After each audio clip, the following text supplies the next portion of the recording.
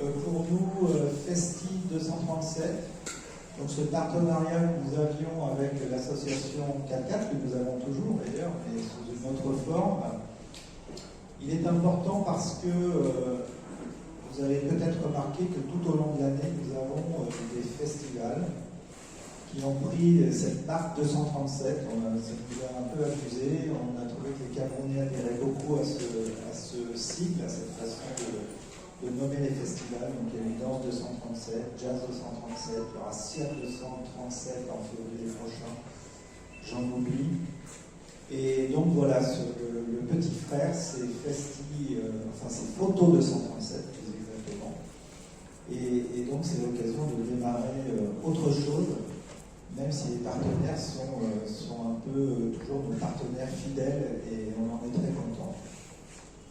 Cette première édition, moi j'ai eu une demande auprès de Rodrigue, donc le directeur artistique du festival. Je lui demande, je lui dis, écoute, ça fait plusieurs années que vous montrez finalement des photographes plus ou moins jeunes, plus ou moins aguerris de la scène camerounaise. Et là, je lui ai un peu lancé le défi de sélectionner, je ne veux pas rentrer trop dans le travail des commissaires, mais de sélectionner 8 photographes qui sont passés déjà dans des expositions des années précédentes à ces expositions 4x4. Et donc d'aller chercher parmi tous ceux qui sont passés, plutôt des jeunes, une sélection de 8. Donc c'est cette sélection que vous découvrirez, je vois que Simon Brice le dire un peu plus. Le deuxième point important pour nous, c'est celui d'ouvrir des débats sur des sujets importants de la photographie, des images. On les conserve plus ou moins bien, il y a un moment ou un autre de notre existence, on a des cheveux qui planchent, on a des données qui disparaissent pour une raison ou pour une autre, et c'est la catastrophe. Donc pour vous dire, c'était une conversation de bien maîtriser finalement les images qu'on produit et d'être mieux formé pour pouvoir toucher des droits sur les images. Alors on espère que vous trouverez un peu. Et là, qui suit un tout petit peu le projet, la première exposition justement du projet 4x4 était fabriquer les regards, parce que nous avions pour ambition, un peu prétentieuse peut-être, mais pour ambition d'apporter une nouvelle mardi, même de l'exposition, c'est-à-dire que 16h à 16h, on aura un talk sur la conservation des images ici, je pense que ce sera dans la grande salle. Et ensuite, 2 heures plus tard, on aura donc le vernissage. Nous aurons un atelier shooting. Elle n'est pas là aujourd'hui. La jeune Loranda, qui est une des plus jeunes, d'ailleurs la plus jeune des photographes formée par le projet 4x4, et qui va animer.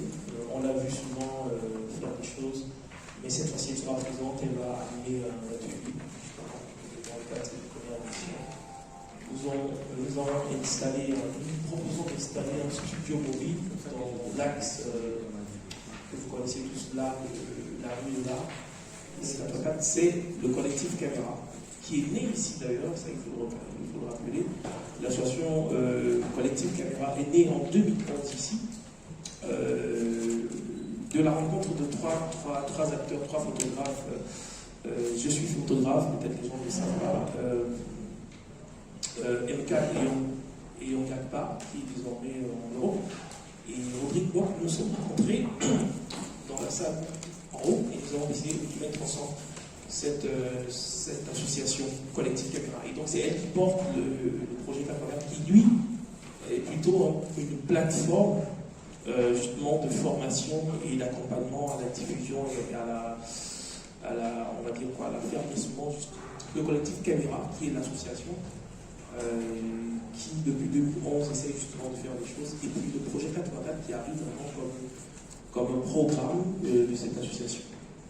Voilà. Ça, ce sera donc pour le programme de manière générale. On va peut-être revenir à partir des questions. Grâce à eux, je suis là aujourd'hui. Je rencontre ces magnifiques photographes, plein d'expérience, avec qui on partage au quotidien. Elle est du sérieux. Et puis, elle a envie d'y arriver. Moi, en fait, j'arrive quand le projet 4x4 commence, c'est d'aide, stylo, qui me repère et qui m'encourage.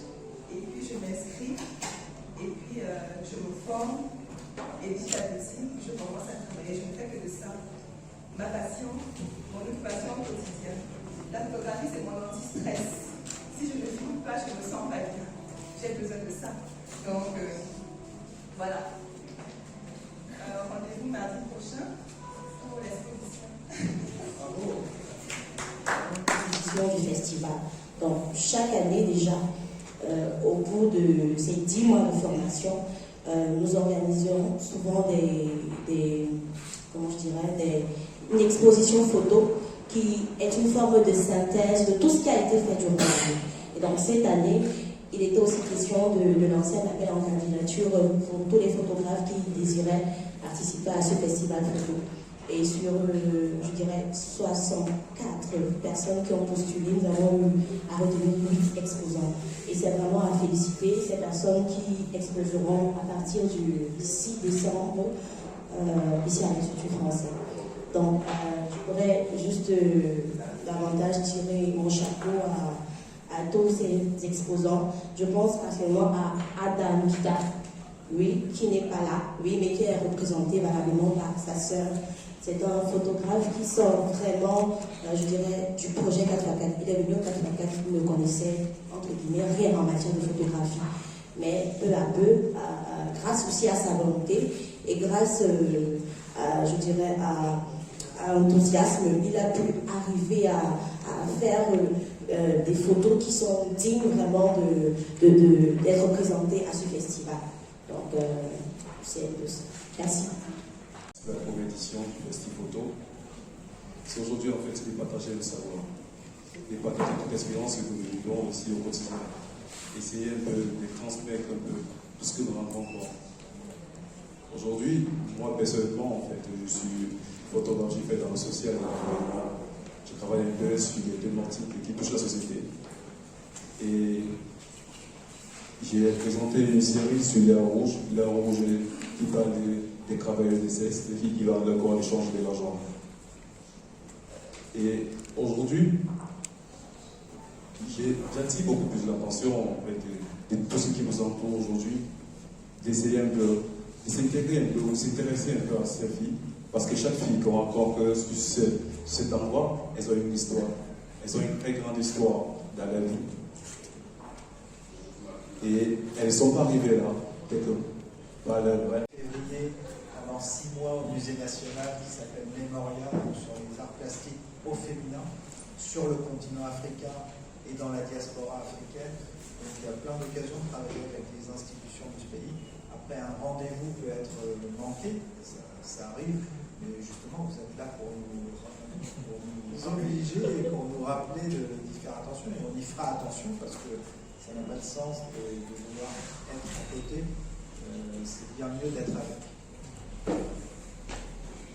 Je pose la question de savoir si sur l'atelier shooting sera subdivisé en disciplines artistiques. Est-ce que ça sera un atelier shooting, par exemple, qui, avec les formateurs, il y en a 8, un peut-être sera concentré peut-être sur les photos qui ont trait à la musique, l'un sur les photos qui ont trait aux arts visuels, l'autre sur des photos qui ont trait à une autre discipline artistique, ainsi de suite. C'est ce que j'aimerais savoir. Merci. Alors, et vraiment, je pense qu'il y en a beaucoup encore comme moi qui ont encore cette image-là. Je ne sais pas s'il y a vraiment quelque chose qui est fait à ce niveau pour casser cela. Et je ne sais pas si également il y a des formations, qu'on parle des formations. Ce sont des formations qui peuvent permettre aux jeunes formés de s'insérer vraiment dans la société de façon légale. Pas peut-être pour après se battre, même faire cette année d'adresse et autres. Donc j'aimerais savoir ce qui est fait à ce niveau pour qu'elle soit vraiment plus valorisée. Parce que de l'extérieur, on ne voit vraiment pas la chose. Étant plus près avec mon équipe, je comprends réellement ce que c'est que la photographie. Je comprends qu'elle est vraiment très riche, mais elle n'est pas valorisée pour moi. Donc c'était un peu ça, merci.